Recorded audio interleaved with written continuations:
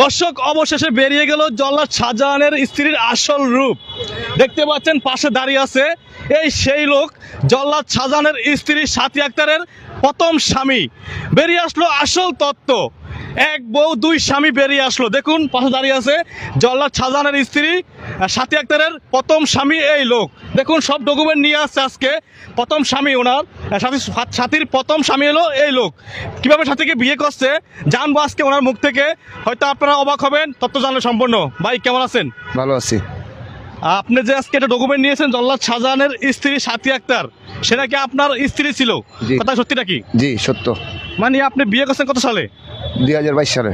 2022 সালে বিয়ে করছিলেন? জি। আচ্ছা, 22 সালে বিয়ে করছেন, সংসার করছেন কয় বছর? 5 থেকে 6 মাস। 5 থেকে 6 মাস সংসার করছিলেন। জি। তারপর তাকে ডিভোর্স দিয়েছেন কিনা, কিংবা তা সে আপনাকে ছেড়ে গেছে কেন, এটা আমাকে জানাবেন। সে আমি ওরে মারধর করছিলাম,